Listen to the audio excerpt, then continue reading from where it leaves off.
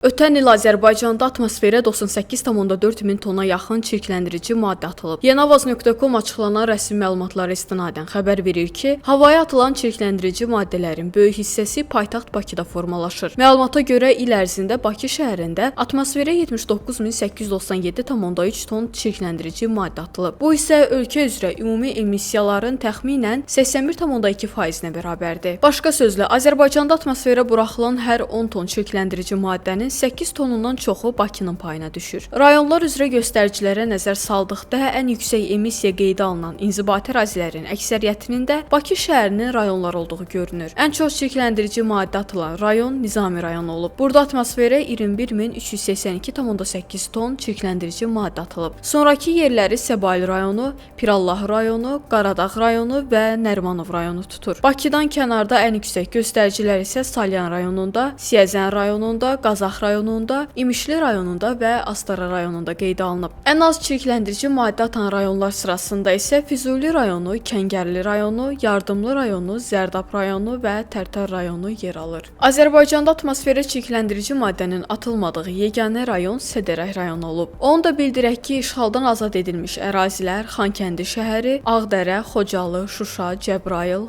Kəlbəcər, Qubadlı və Zəngilan üzrə isə statistik məlumatlar təqdim olunmayıb.